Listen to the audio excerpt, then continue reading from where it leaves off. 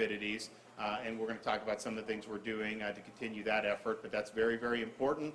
The mortality is very, very clear, skewing heavily in that direction, so those are folks that need support. We'll talk about the expansion of testing, which is very robust now, the social distancing, which is still very important, support for hospital healthcare workers, and then obviously, introduction of the virus into Florida. So if you look at where we are and kind of where we've been, particularly, over the last month, when we started this, clearly the testing levels were low at the time. CDC said only test somebody who's 65 and older, has symptoms. It was in China, maybe some other international places. Part of that was just there was a limited testing capacity. So you look kind of the March, beginning of April, we were testing at probably similar levels per capita that other states were, except for the Northeast, but much different than what we are now. But the positivity rate was basically about 10% for those first 4 to 6 weeks. And so, if you did 10,000 tests, you get 1,000 positive is kind of what we were looking at there.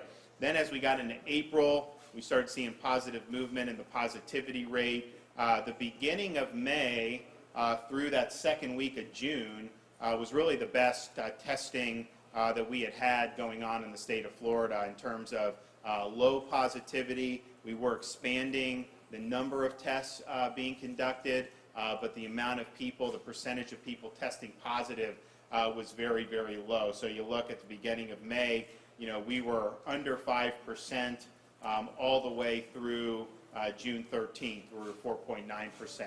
Now the June 13th week, 7th to the 13th, you started to see, even though 4.9 is still good, we were 3.3% the week before, started to see a little increase in the positivity. Part of that was driven by discrete outbreaks that we were seeing in different parts of the state, but I think that was kind of the beginning of then the next week we get into, and again, we're testing a lot of people, 230,000, but we went to 9.5% positivity.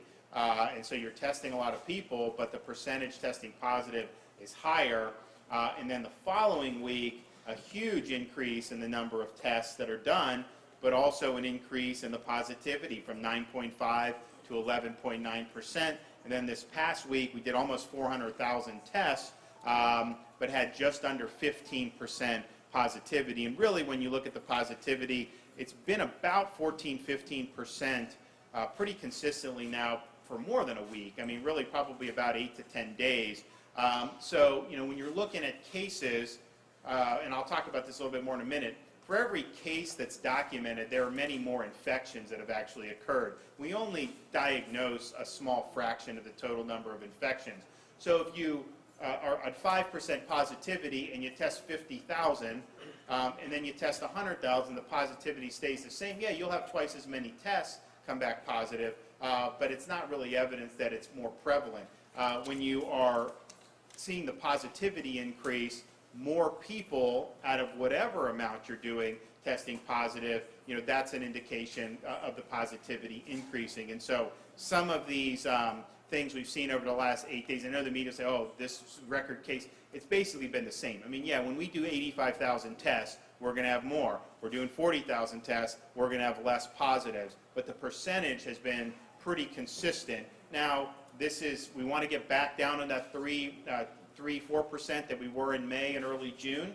At the same time, the 15%, that's a far cry from what you were seeing in places like the Northeast, where they were 30, 40, 50% early in the pandemic. And in fact, we are now at the point where we've tested 10% of the state's population, so 2.2 million people. We got about, obviously, a little under 22 million Floridians, and so that's a lot of tests. But I think it's something that was significant. We wanted to expand testing, and we've done it. And then here's the stats for the last week.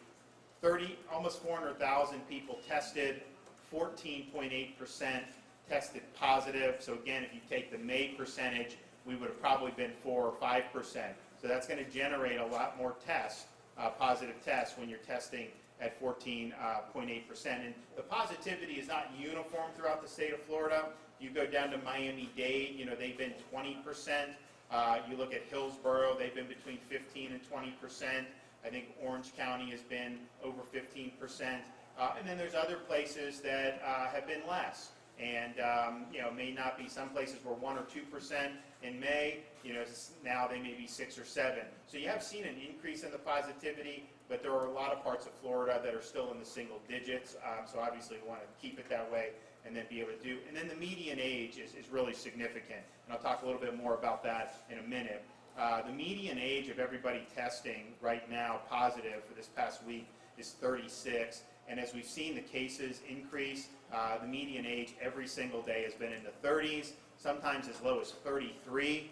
Why is that important? Well, because this is a virus that does not affect all age groups equally. It's much more lethal for people who are in their 80s and 90s than it is in your 20s and 30s. And I'll go through some of the numbers, but basically, if you're under 40 and you don't have significant comorbidities, the fatality rate for this is pretty close to 0.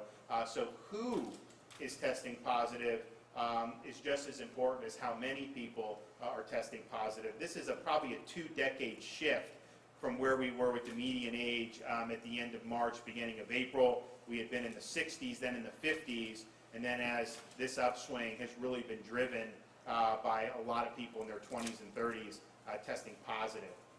And so here's an example of kind of the risk profile by age group, which is very, very important.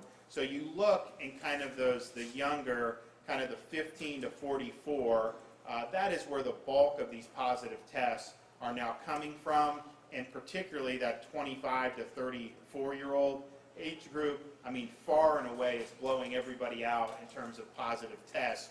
You look at the COVID-related fatalities, and in those age groups, the rate is incredibly, incredibly low. Many of the people in their 20s and 30s who are testing positive are asymptomatic. They're being tested because maybe they were exposed, maybe for workplace, and then those who develop symptoms mostly develop mild symptoms. And so these are the folks who are just simply less at risk than the folks who are 65 and plus. And there's a big difference too in the risk profile between 85 and plus. 75 to 85 is definitely lower, and then 65 to 75 is definitely lower than that. And then obviously as you go down further, absent comorbidities, it goes down very, very low. So the case growth is really being driven primarily in these low-risk groups. Now at the same time, just because you're 21 and you may not have significant symptoms, that does not mean that you can't infect other people. And I think that that's something that we're obviously concerned about. But this is really the picture of where we were since the cases started going up in the last month, has really been driven by those age groups right there. And in fact, if you look, that's the cases by age in the state of Florida. The age that has the most cases in the state of Florida is age 21. And again, without comorbidities present, you're looking at practically a 0% fatality rate. Obviously, as it gets older, it goes down. That's obviously a good thing. We don't want to see cases in the upper age groups. But really, it shows you kind of that real significant increase from those 20s and 30-year-olds testing positive. That's where most of the community transmission is really coming from, particularly in metro areas like the Orlando and Hillsborough. You look at their median age, that's dropped dramatically in some of those metro areas. That's fueled by some of those folks in those age groups that we're seeing. So it's so when you see the cases, obviously it's something that we're seeing. But it also does matter who's testing positive in terms of mortality and morbidity. And if you look, and people don't usually talk about this, the case fatality rate by state, Florida is much lower than many of the other major states. So case fatality is just the number of fatalities related to COVID divided by the number of COVID cases.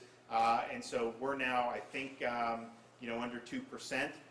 And that's been trending downward. And I think that that's a reflection of the fact that a lot of the newer cases over the last month have been driven by people who are at very low risk for fatality. So Part of it too, and I think the doctors will talk about some of the things, they also have more tools at their disposal to be able to treat people as they come in.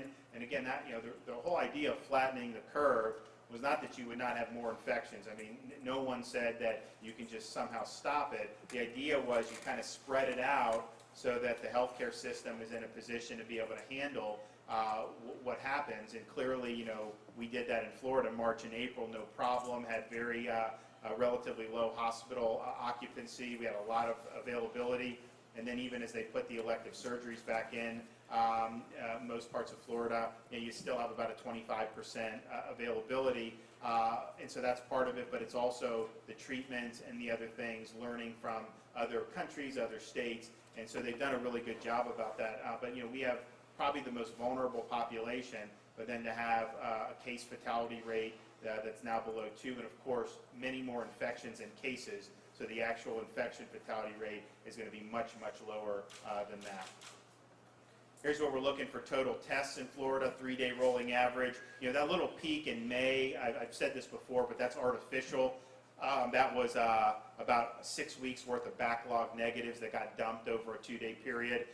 So really it has been a pretty smooth ascent from where we were in March until where we are now at the beginning of July. And we're averaging, I think, over the past week, I think it's like 60 to 65,000 test results a day coming in. Part of that is because I'll talk about what Florida's done to expand testing. Part of it, the hospitals, they're testing everyone coming in for procedures, if they're in for childbirth, if they get in a car accident, they're getting swabbed. So you have way more testing being done at the hospitals than you did in March and April. One of the things we look at are these syndromatic indicators, and again, sometimes there's signal in this, sometimes there's noise in this. Clearly, you can see if you would go back in May, this was something that was incredibly stable and low throughout most of late April, all of May, beginning of June. And then as you see, you start to see in the second week of June a little bit of an increase in the COVID-like illness. So this is people that go to the ED for COVID or influenza-like illnesses that we track. So these are ED visits. So then you look as we get into the middle of June, you see the increase in the COVID-like illness visits, and then it goes up even more towards the end of June, and then really at the very end of June, you see, and then you have seen it kind of taper back.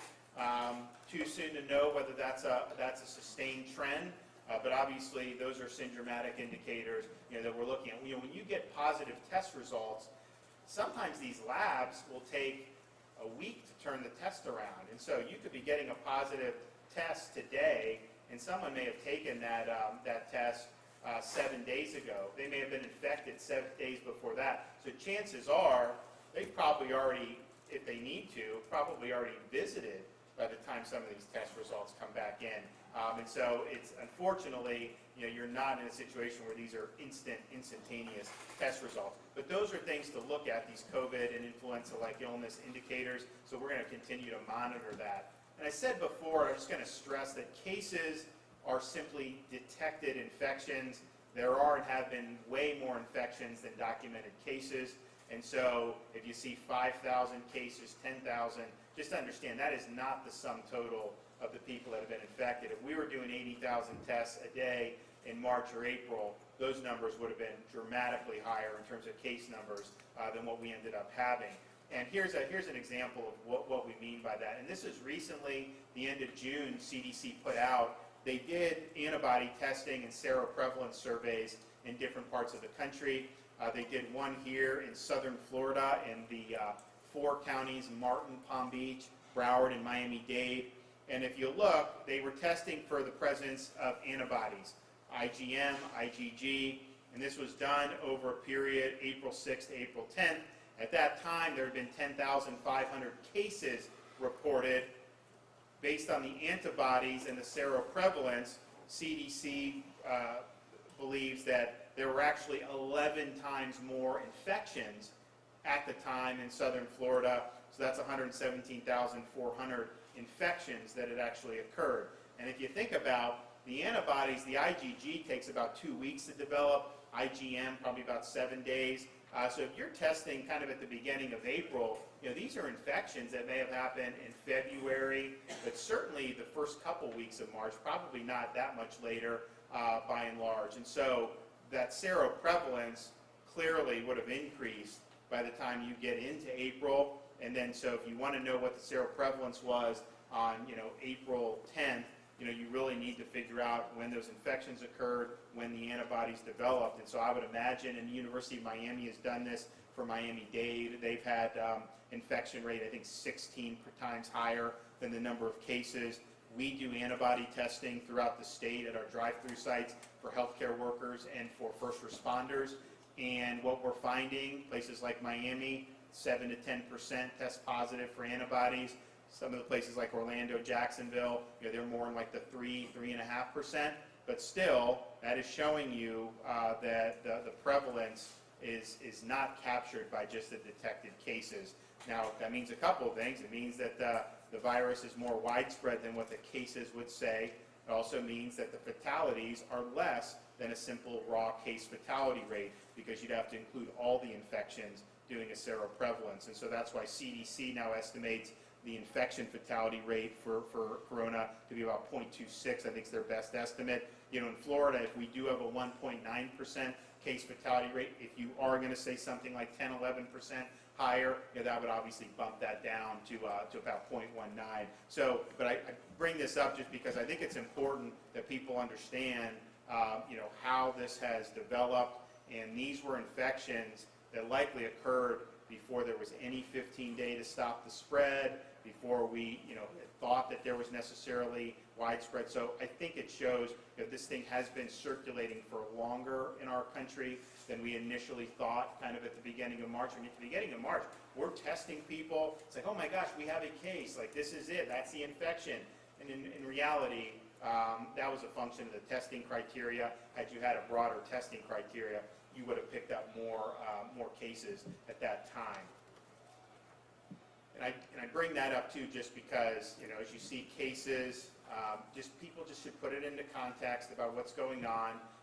There's no need to really be fearful about it. I mean, we can talk about the different steps that individuals can take, that we're going to take statewide. But at the end of the day, this is something that's been around for quite some time.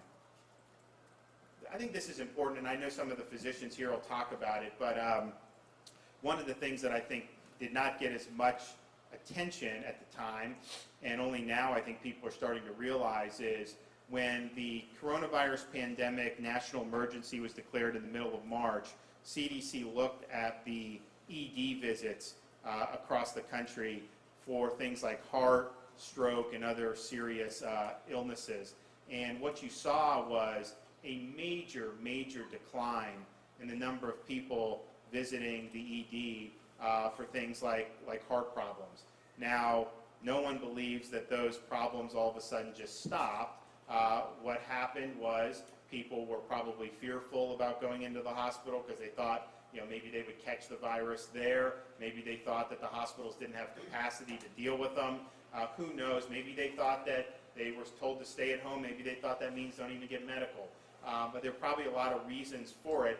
But this definitely happened, and CDC's recent report basically attributes, or says it may attribute, the observed excess mortality not associated with COVID over the last several months to people putting off visiting hospitals for really life-threatening situations. What happens is you may not die right then, but the problems worsen, and then by the time you do present in the hospital, you're sicker than what you otherwise would be, and your mortality risk has increased dramatically. So people should just be very, they should understand that the hospitals are a safe place to be. This is something that you do not want to put off. There's capacity. They have great safety protocols. You're less likely to get coronavirus here than a lot of private residences or a lot of other things you could be doing. So please come in and don't let those problems fester. That does impact, absolutely will impact mortality if you don't come and get the care that you need when you need it. So our number one priority throughout this whole thing is to protect the vulnerable. because of the disproportionate impact the virus has on people who are 65 and up and people that have significant comorbidities. We've advised really since March, and even as we got into the different phases, the guidance has never changed about people who are 65 and up. We're recommending and advising to avoid crowds and to minimize close contact with people who are not in your household. That is the safest way to make sure that you're not putting yourself in a situation where you could contract the virus. And I think by and large, being here in the villages is important because they've really, I think, heeded this from the very beginning. I remember talking to Gary Lester in early March. I was like, they have a plan, they've done a lot of stuff, and it's really made an impact. And I know one of the physicians was going to talk about some of the other areas in this system where the population's younger. You actually see more cases and even more ED and in hospital admissions than you see here at the villages, and a lot of that is because of people really making the effort to protect themselves. So the message for our elderly population is to avoid crowds and minimize contact outside the home. This virus is circulating and is circulating more widely with people who are in their 20s and 30s. So anyone in multi-generational housing, that's something that should definitely be a concern. And then obviously if you're somebody that has either kids or grandkids in that age group, that's something that you should be cognizant of as well. Also underlying conditions. So if you look, the younger you are, the fatality rate is incredibly low, close to zero, but regardless of age, if you do have some of these significant comorbidities, you are definitely at an increased risk from the coronavirus. And some of the things I think people would understand and just instinctively, anything with having to do with the lungs, like a cystic fibrosis, obviously if you have a serious heart condition. But what they see a lot in the hospital with the patients who may not be in their 70s or 80s, maybe in their 50s, that is the difference between maybe having an asymptomatic illness or minimal symptoms or an illness that requires hospitalization, are some comorbidities like diabetes and obesity. Those are very, very common comorbidities that hospitals really throughout Florida, I think, are seeing over and over again. And so, the guidance for folks in those situations is the same as for our 65 and up. Be sure to avoid crowds and minimize close contact outside the home if you're somebody who's in those categories, because your risk is elevated due to those comorbidities. Of course, our long-term care facilities is kind of where the most at-risk population is. We did early on, I know some of the doctors, I think Dr. Lizardo will talk about the impact, but we protected these long-term care facilities. We banned having patients be readmitted if they were COVID positive because we feared that would help really spread the outbreak against the most vulnerable, and I think that was the right policy. But what we also understood is, okay, if you have somebody who's COVID positive, who's a resident of a long-term care facility, and they're in the hospital but they're medically stable, we don't want them back in the nursing home if they can't be isolated, because obviously you're putting the other residents at risk.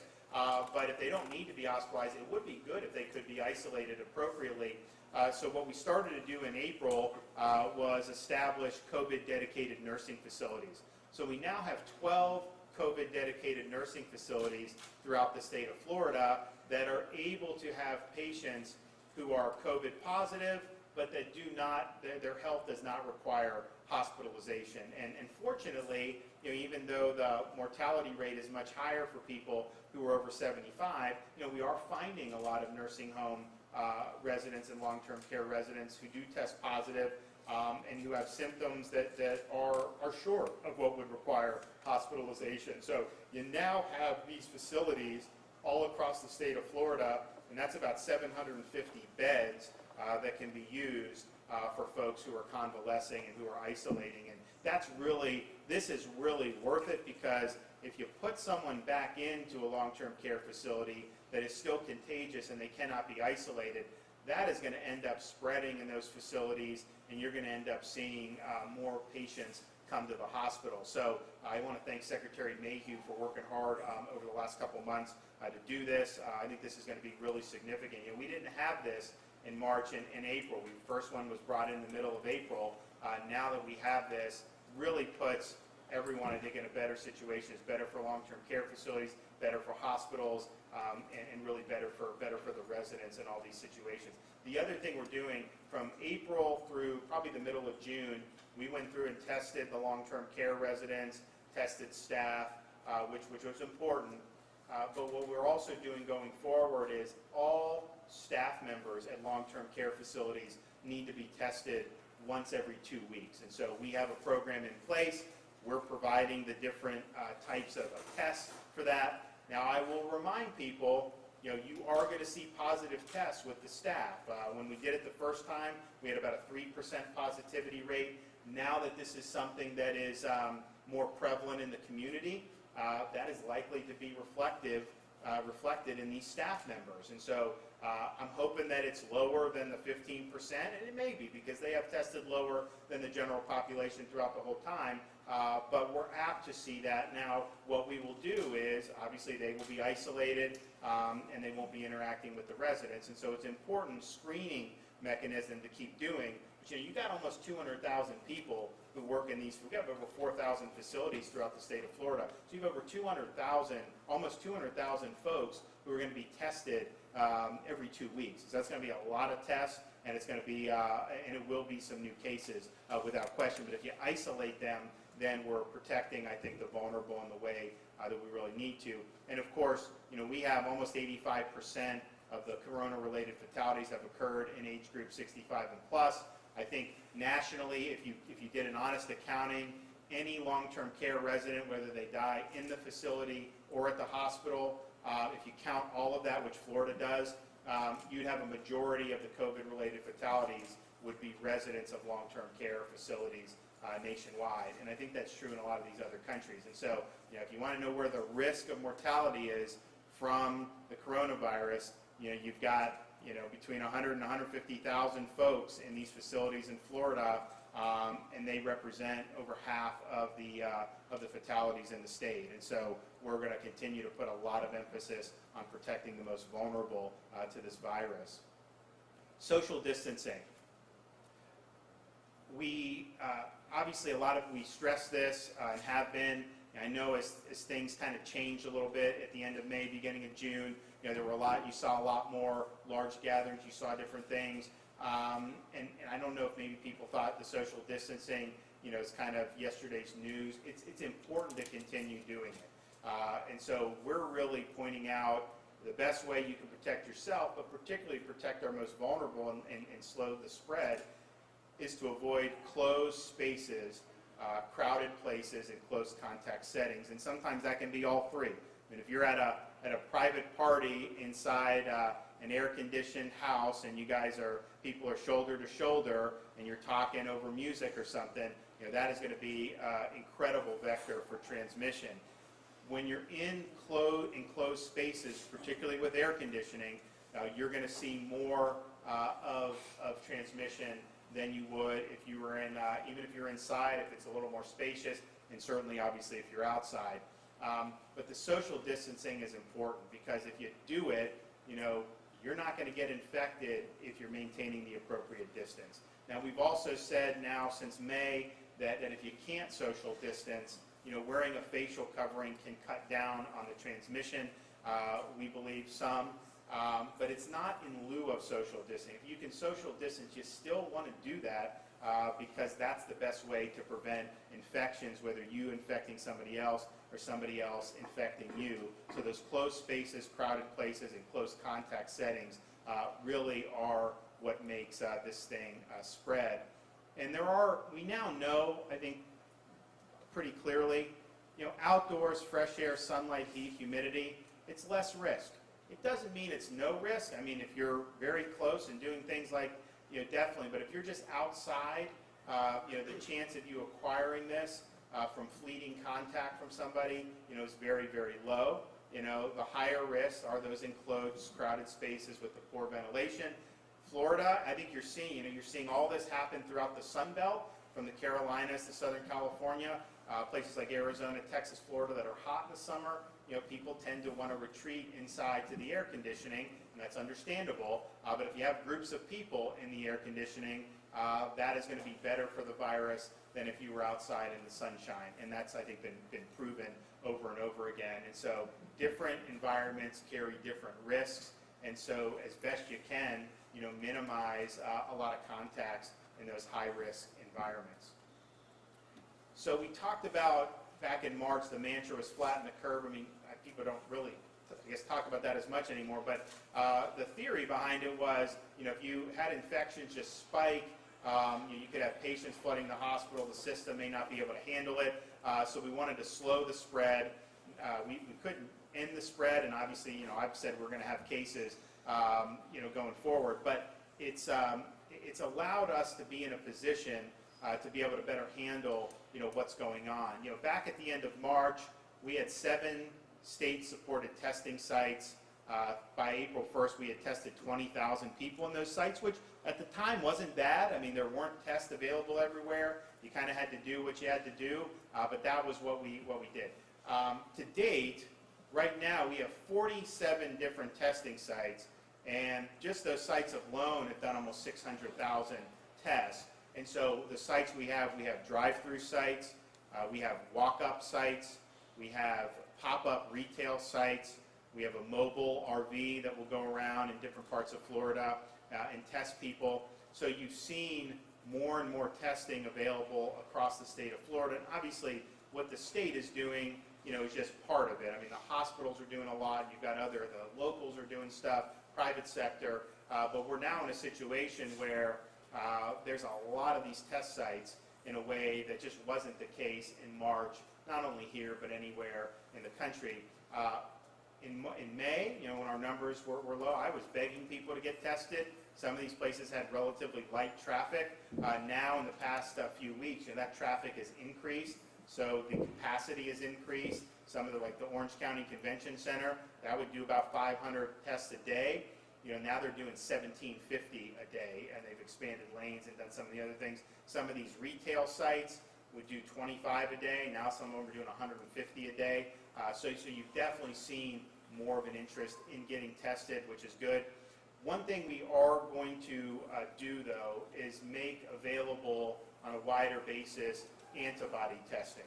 And the reason is you've got a lot of people now who are testing who aren't presenting with symptoms, maybe because of work, maybe because someone they know got infected.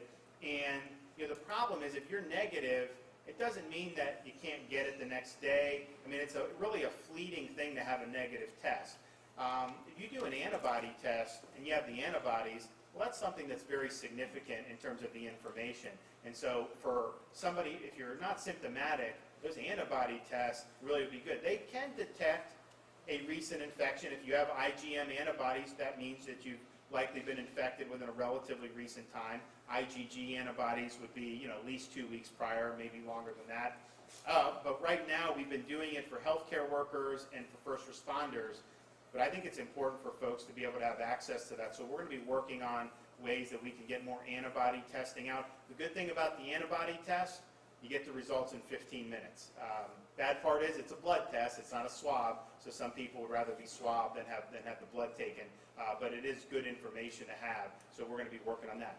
But the testing is so much better today than it was in March and April, and that includes the hospitals as well as the state of Florida. Another major issue that we were concerned about in March and April was personal protective equipment, particularly for first responders and healthcare workers.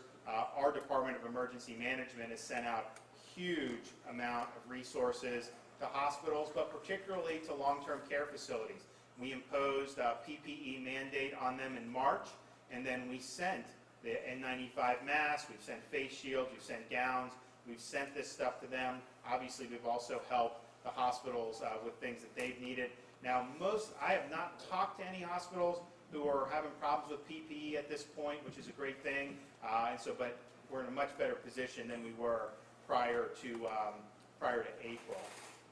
You also see part of the reason I think the fatality rate is lower is because you have better treatments today than you did in March. We brought a lot of hydroxychloroquine to Florida to have that as an option. A lot of physicians, you've used it the whole time and like it. There was a study that came out in the Lancet that had to be withdrawn that said it was bad. Now Henry Ford Medical in Detroit says this has been very helpful. Bottom line is we want to provide that for physicians to make those decisions with their patients.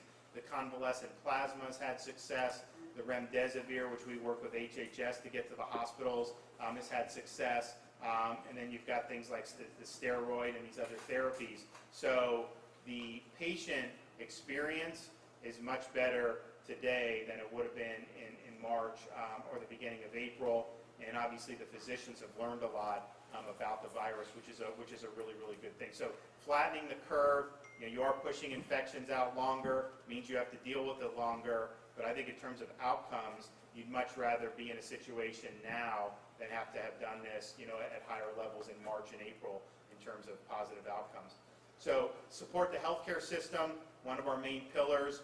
There's a couple things that I think some of the folks have asked for. One is I was with the Vice President on Thursday. They obviously want to be helpful in any way they can. One of the things that we see a need for is some personnel support for some of our hospital systems. And the reason is we have 15,000 plus beds available. The census, 25% are available. Obviously, hospitals you'd want to run probably at 90% capacity normally. So the beds are there. The issue is how the personnel can be used. So, for example, in Miami-Dade, their largest hospital system, Jackson, they have almost 40% of the people that come in for non-COVID things like car accident, childbirth, are testing positive. Now they're asymptomatic. They don't need to be hospitalized for COVID. But once somebody tests positive, there's a whole set of procedures that then get put in place. It requires manpower so that those folks are isolated and the COVID doesn't spread to other people. And so what they're finding is okay, someone gets in a car accident, they get swabbed, they're positive, they don't need to be hospitalized for COVID, but they do need care for other things. That still requires kind of the COVID procedures to be put in place. So having a little bit of relief on that element, and there's different things that they can do, would be good. So we've put in that request.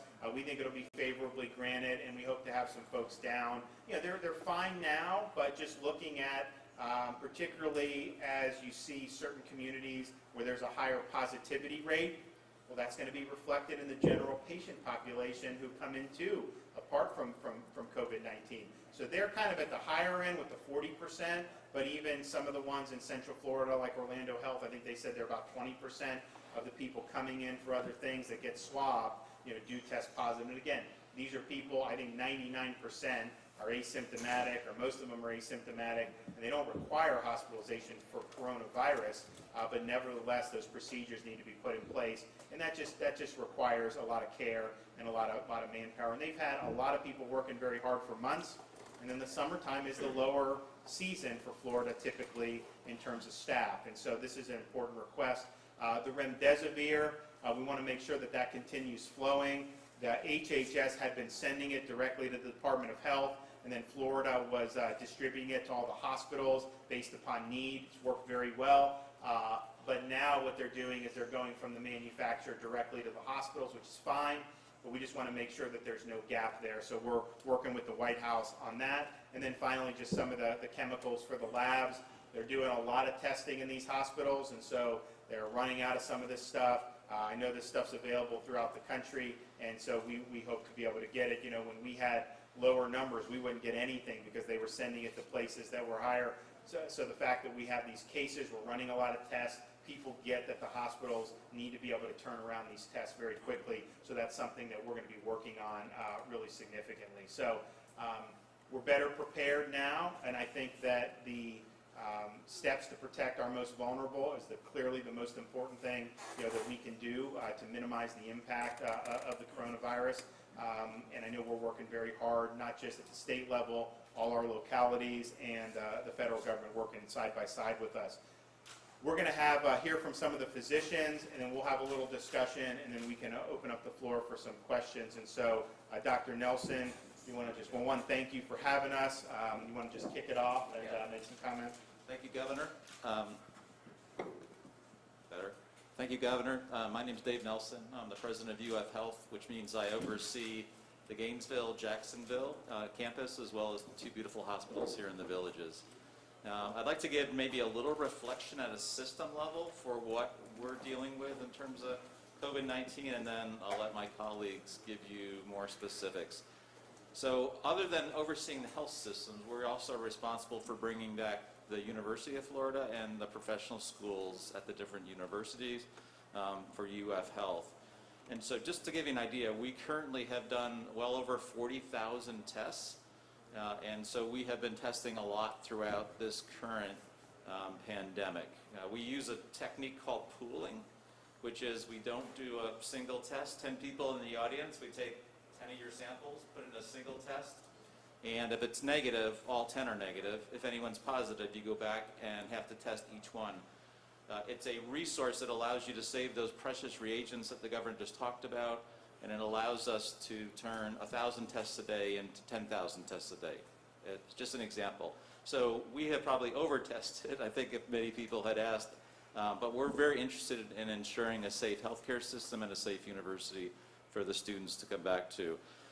In the last week or two, we've seen, I think, what everyone has been talking about. We have seen a dramatic increase in the number of asymptomatic employees and students, which we just tested 20,000 in the last few weeks. But to put things in perspective, we went from 0.1%, 0.1 to 1%. So if you're walking in off the streets of Alachua County, coming back to work, the likelihood of having asymptomatic infection is much lower than much of the rest of the state. So we've been very fortunate. However, in our 3 healthcare systems, we have last week saw a spike in diagnoses, cases, as the governor referred to them, and we had a little over 500 positives. If you look at the median age and where they distribute, Gainesville, Jacksonville, Central Florida Health were kind of 1, 2, and 3, but an interesting median age of around 25 was occurring outside of the hospitals, which are all around 58. So we're seeing young people coming to the emergency room or coming to the healthcare system to get tested, and we're seeing, I think, the age push back in terms of who's getting hospitalized, probably in that mid to late 50s, which is a change, I think, from our early experience that was dominated, unfortunately, by the nursing home patients and those with very heavy comorbidities. And so overall, if you look at healthcare capacity, so we test a lot. We're seeing a fair amount of disease. It's in the young. So how are our 3 big healthcare systems stacked up to take a second or third peak? Right now, all 3 of our healthcare systems have very good capacity. I think there's a lot of misconception in the general public when you hear that, let's just say our Gainesville campus is 90% full. That's a good thing, because we're usually closer to 100% full because we need to run fully to serve our community. We have triggers that we can turn. The governor turned one before, which helped us decompress, which is elective surgeries. And we can continue to evaluate, but at least so far in the Central Florida Health Hospitals and our Gainesville and Jacksonville community, we have significant capacity and don't see that being a problem. We probably could go 10-fold higher than we saw in what you would see as the first wave, because we never got into the mitigation strategies, because we didn't see what South Florida hit. There's no doubt Miami will have a little less capacity than the UF Health System, because we had never got to positive rates of 15 or 20%. So anyway, overall, I think we're definitely seeing a common younger person's spread. Hospitals are getting more active, and we will continue to watch those numbers, but have many triggers to pull to open up the system more if we need to. Great. Dr. Spry, why don't you talk about a little bit about the ED and some of the stuff that you've been seeing throughout these many months? Is this on? All right. I'm Jeremy Spry. I'd like to, first of all, thank Governor DeSantis for coming here and speaking with us. It's important that he gets a lot of information from the physicians that are in this every day, and it shows in your control of the data, which is very important. And I'm the medical director of the emergency department here at the Villages, and also the vice chief of staff for the medical staff.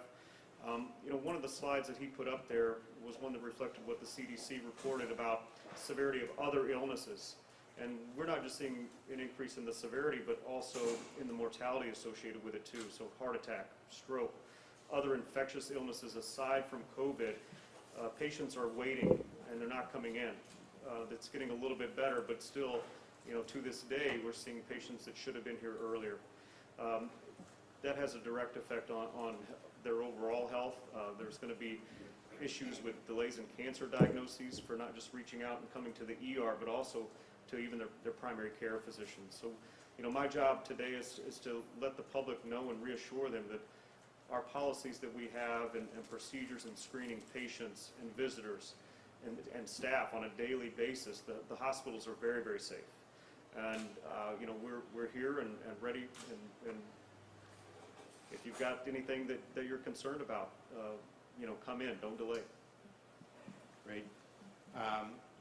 Dr. Lizardo, can you talk about some of the stuff you're seeing? And then, you have mentioned some of the nursing home components. Can you speak about that as well? Absolutely. Once again, thank you, Governor, very much for having us here and for coming to be with us here at UF Health. COVID presents some unprecedented challenges, things that none of us have seen during our careers. And probably one of the biggest challenges is the wide range of outcomes related to age.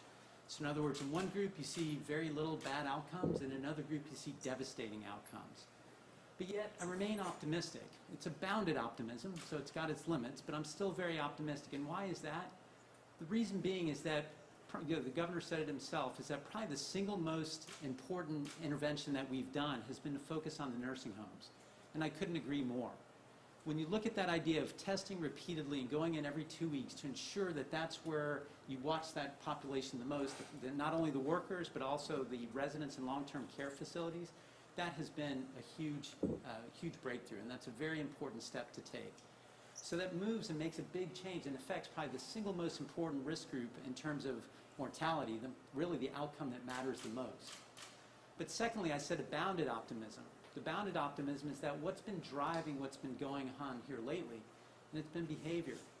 As the father of a 21-year-old and a 15-year-old, I get it. I understand kind of what some of the challenges are. But much of what we've seen lately is behavior-driven. And again, yes, we want to see that stay in the age groups, but again, that fear is that unmitigated behaviors. In other words, just kind of thinking of now and not thinking of tomorrow or thinking of others, that spills over into other age groups. And then we've got another problem. So again, I think that we have the tools, we have a lot of steps so we can move forward, but again, we need everybody to work with us on that. So follow the rules, follow the guidelines, try to think about others as well. I know so many people are doing it, and this is a long haul, there's some challenges here, but there's a lot of reason to be optimistic, and I think that those steps will make a big difference, and especially with those younger age groups, thinking about others, trying to put off some of those things, think about the ones you love. Those are going to be the steps that are going to really help all of us continue to get this under control and continue to have reasons for optimism moving forward. Great, thanks. All right, Dr. Lowenkron, you want to weigh in on some of the stuff we talked about?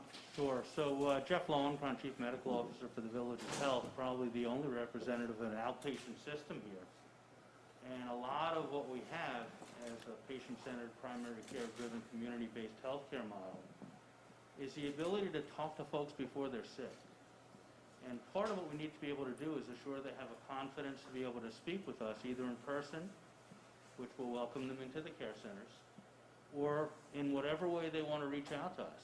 The real key is that we, as the healthcare delivery system, have to make sure they're safe when they come in. So we're making sure, and we've been doing this for months now, we screen people on the way in, we keep our own folks who are working there safe, and we keep the people that they're coming in contact with safe. By doing that, we assure that they can get the care they need. The real key is this. Most people, as they get older, don't need a hospital stay every year, but they all need a primary care visit every year. So we've seen demand for services come down for in-person, but our ability to still make sure we deliver on the high-quality service that we can is key. And what we know is if they need to come to the hospital, they're going to get outstanding and safe care here as well. So with that, we've been pretty comfortable sending our patients here when they need to, but we do start out by making sure they need to come. So, thank you. And I mean, just for the course of this pandemic, like particularly the residents at the villages, it seems like they've really, taken some of the guidelines to heart, and they still do things, obviously, because they're a very active bunch, but they've done it in a way that's minimized risk. Has that been your experience? It has been, and I think one of the things that really doesn't get the credit that it deserves. So the leadership here at the hospital and our leadership and the Department of Health and the counties here have gotten together to assure we're giving a clear, consistent message as to what's been expected. And that clarity And that communication plan has been in place since March. So we've had ongoing, almost initially daily, sometimes 2 or 3 times daily conversations. Now it's probably just twice a week. And I know that there were certain things, some of the big indoor gatherings, whatever, they stopped in March, and they've continued to monitor, and I think that they had planned on maybe doing something sometime this month, but I think they were just waiting on that, and so that's very much focusing on the facts and making those decisions. And so I think from the very beginning, remember when I called Gary at the beginning of March, and they had a plan and they've executed, and that's really what you need to do, and that's part of the reasons you've had the very low numbers here, even though you have a more elderly population. Dr. Nelson, across your system, we've heard throughout different parts of Florida that March and April patients that were presenting, they tend to be older, very sick. Now, maybe a notch younger, maybe a notch milder. Is that what you guys are seeing in terms of your COVID-positive patients? Yeah, I would say that's accurate. Also, we're so much smarter, right? We know how to put people down on prone position. We know probably not everyone needs a ventilator. We have remdesivir and steroids that have a role in hospitalization. So not only do I think we have a little bit either different virus or patient who's getting exposed, but we've just got so much more knowledge that we learned from the New Yorks and the Connecticuts and the rest of the world that kind of taught us, things that would have saved probably lives back then. So I think we're all getting better, and hopefully we'll get some new therapeutics or a vaccine down the road to make it a little easier. Absolutely. So Dr. Spry, in terms of the ED visits, you guys saw a decline. How much of a decline did you see, and how long did that decline, and where are you now? Are you back to normal for things like heart and stroke symptoms? Yeah, we had about a 40 to 50% decrease in overall daily volume. That just wasn't here in Central Florida. That's all throughout the entire country. Even my friends where I trained in Detroit, the COVID capital, their volumes were down as well. Now volumes have picked up. We're still down about 10%, but we're not where we were typically, even in this seasonal area right here. So because there was a decline, and I think most people don't think that all of a sudden people stopped having heart attacks or strokes, the people that eventually would come, who probably should have come, are they coming in worse condition? Yeah, absolutely, and we said the same thing. What happened to appendicitis? What happened to heart attacks? Where did they all go? It just doesn't disappear. So they're waiting, and when they come in, they're having issues with more significant congestive heart failure because they rode out their heart attack at the house. Or they're laying on the floor for 3 days not wanting to come in and get help. We've seen several falls at home that typically just tried to make it themselves. So it is very important that you don't ignore these things just because we're in the middle of the pandemic and you're concerned about the state of the hospital. Great. All right, well, I want to thank you guys for having us here. Thanks for all the good work you're doing. Thanks to the villages for really going about it in a really, really smart way and protecting their residents. And of course, we want to continue to do that. As we've seen this positivity rise, as we see 15% in communities, maybe not quite 15% here, but in a lot of parts of Florida, as you start to see that, it's very, very important that we continue protecting the vulnerable. Obviously, we've got a big apparatus in place with the long-term care facilities, very important, but also our 65 and up population, that they're minimizing large crowds and close contact with people outside their homes, and folks who aren't in that age group or don't necessarily have comorbidities, to understand that particularly in the 20 and 30s, you're seeing this thing circulate more widely. And look, this was probably circulating amongst that age group in March or April. We just weren't testing for it, but I do think it's circulating at a higher rate now, or certainly has in the last few weeks, than it would have been detected even if we were testing a little bit more aggressively. So that's out there, and so what you want to do is just be cognizant of that, particularly in those 20s and 30s. You do see more infections there than anywhere else, any other age cohort, and so grandmother, parent, please keep that in mind over these next couple of weeks. With that, we're happy to take some questions. Yes, ma'am. Hi, Governor.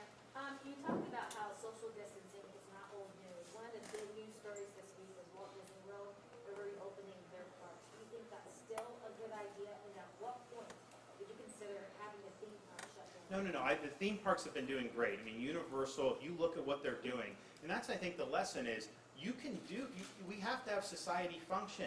You can have society function in a way that keeps people safe. And when you have all the different procedures that they have in place, people are going to be, it's a safe environment. Disney, I have no doubt it's going to be a safe environment. I think that where you start to see the spread is just in social situations where people let their guard down, usually like a private party or something like that.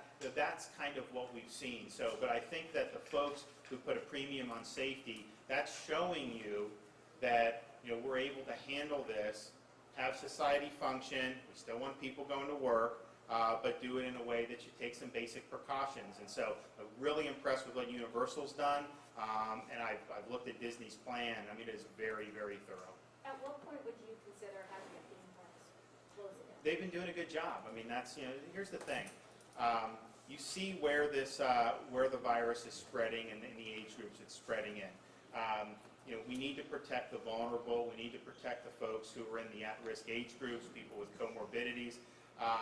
But the broader part of society, you know, doing the moderate social distancing, doing the basic things will go a long way. And so that's what we need to do. We need to keep people working, keep society functioning, and combat it that way. And I think we will. Governor, at the end of the month, A lot of people, as you've heard, are singling out Florida. What else is new? They were doing that in March too, remember that? And it seems picking on Florida. You know, Chicago, the latest city to implement a travel restriction for Floridians on top of New York and New Jersey and Connecticut. Europe will not allow Americans in as of July 1st, as they're going to. But they're talking about positivity rates, not so much cases. I know you're focusing a lot on positivity rates. Some of the requirements are until the positivity rate drops below 10%, they won't allow Floridians, and specifically pointing out Floridians. The Disney's Actors Union has said we don't think that Disney can reopen safely. They seem concerned. Are you not as concerned as they are? Obviously, we're doing so much in terms of combating this from the beginning. I mean, if you just look at what we've done with these COVID-only nursing homes. I mean, like, that's saving lives. So we're doing all that we can do on that. So obviously, you know, I went through the numbers. I want us to be in May. I want us to be in early June where we're at 3-4%. I mean, there were times in Central Florida, I mean, Orange County, sometimes they'd have days they'd be 1.5%, 2% would be positive.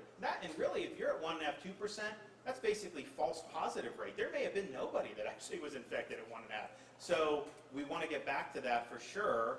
I think we've stabilized it where we're at, and you know, other states can do what they want. But you go back and look at March, the positivity rates in some of those areas, it won 15%. I mean, it was 40, 50, 60% daily in some of those areas. So it's a little bit different. And I would also say Florida is very diverse, as many of you know. You know, we have one major metro area in South Florida that has the highest numbers, both in terms of positivity and in terms of ED visits and hospital usage. And then we have others. You know, if you look at like Central Florida, no doubt you've seen way more cases in like Orange County.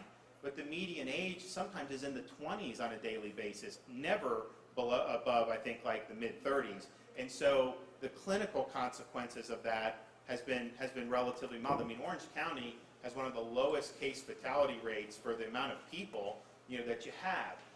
So there's a lot. It's not an even epidemic throughout the state. There's a lot of diversity here. Obviously, I think, you know, the solutions are going to be tailored differently based on the facts at hand. But I think that you know, we're much better off today than we were in March, and we're much better off to weather compared to what some of those other areas are. So yeah, look, they can do what they want on Florida. I would not do that if I were them. When I took the action against the Northeast, it was factually the case that tens of thousands were coming to Miami right at the height. I didn't necessarily want to do it. Hell, I got a lot of private blowback because I know people that travel back and forth, and they told me, they're like, look, we're fine. And I just did it because I thought that was the safe thing to do. And I think in hindsight, you look back, South Florida had it worse then, largely because I think of that being seeded. You didn't see the seeding as much in Central or North Florida, and so it was milder in March and April and May here. Now I think this part is starting to see, you know, more cases or whatever. So, but we're really, I mean, it's a team effort here in Florida. We've got all hands on deck, and I think the people of Florida are responding positively, and I think they're responding in ways, like, look, There's no need to be fearful. Let's just focus on the facts. We understand what we've got to do as a state, and let's get it done. And I think if we do that, we're going to be in good shape. And I do think, to listen to some of the things that you hear from some of the folks in the hospital systems, they understand. They prepare for this. I mean, this is what they have to deal with.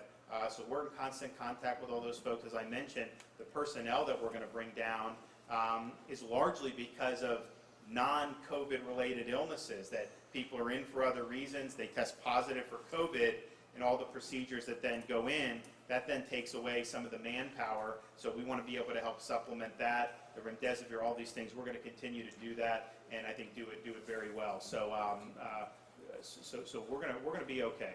Governor, the end of the month. How do you respond to the president's message that 99% of people with COVID-19 are totally okay? Well, I think if you look, so you saw, I'm not sure exactly what he meant. In Florida, the case fatality rate is under 2% now, which is much lower than a lot of these other states. Now, obviously, if you don't die, some people have nasty illnesses and hospital stays, and we shouldn't minimize that. I mean, obviously, we're focused, number one, on the fatalities, the care homes in those areas. So you do that. But I do think if you look at the infections on top of just the cases, which may be 10 times as many, the rate of lethality is much lower in an infection fatality rate than a case fatality rate, and it's something, I mean, even the CDC has said 0.26%. I will say, though, for the people that are testing positive at the highest rates in Florida, those 20-year-olds and the 30, by and large, they're presenting very mild or asymptomatically, and that's obviously a good thing. It's a good thing in terms of the health outcomes.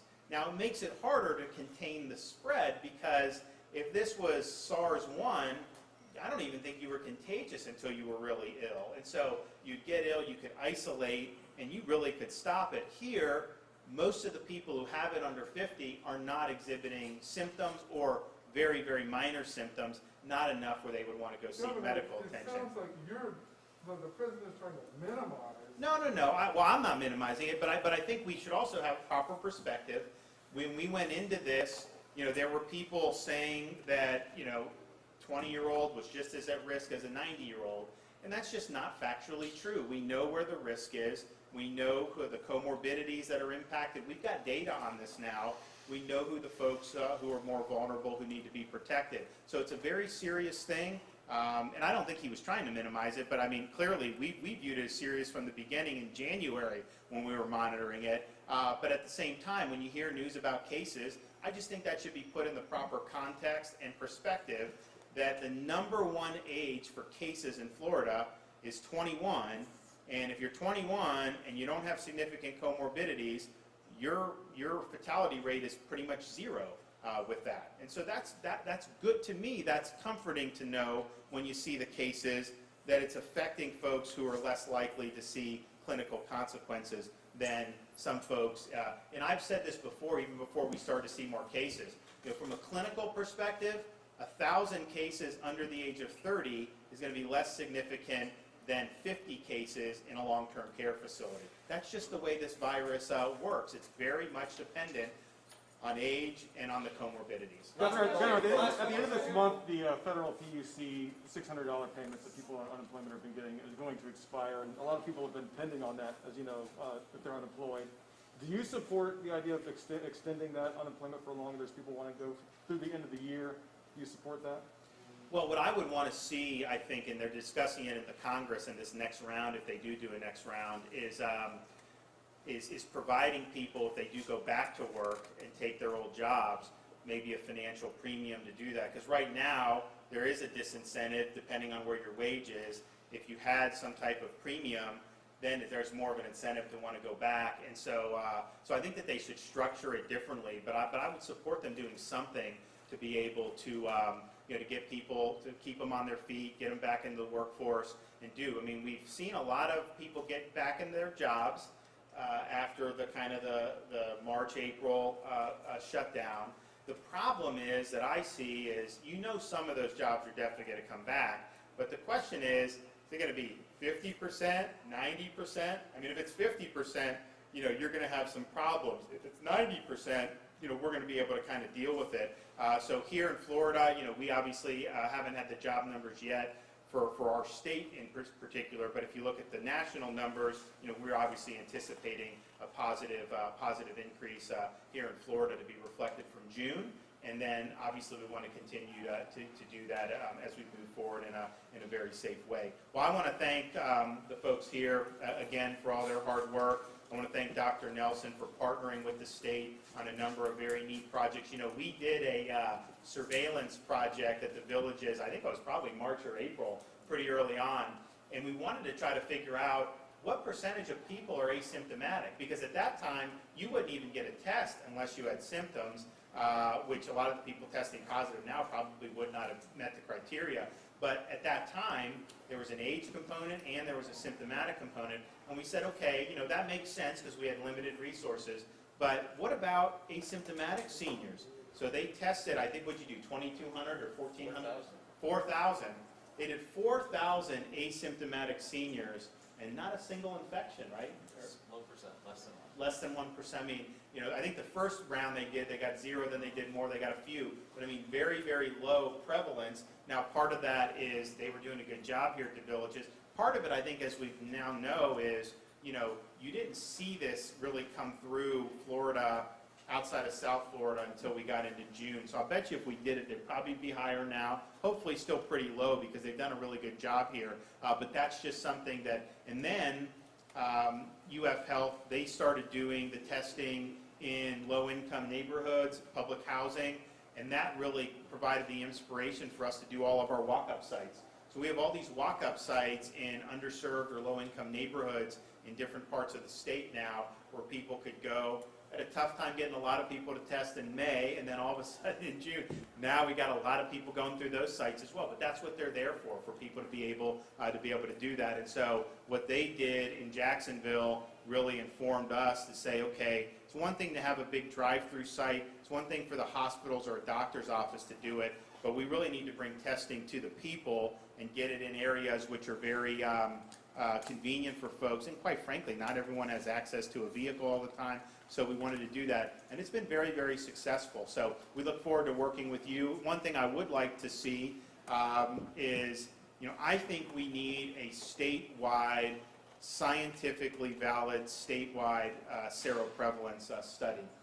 So if you guys are interested in helping with that, we have one University of Miami, Miami-Dade. We have this dated one from the CDC now for Southern Florida. But that is really, really important to know the seroprevalence throughout the state, because the higher the seroprevalence, the less the ability the virus is going to have to spread.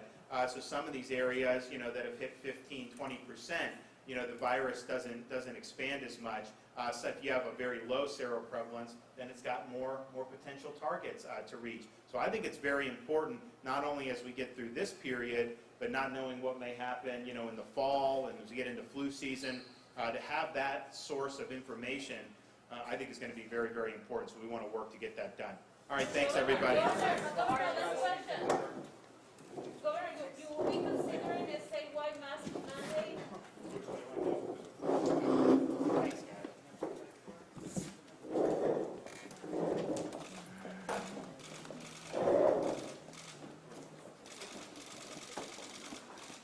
Thank you. Appreciate your help. Let us know how we can be helpful.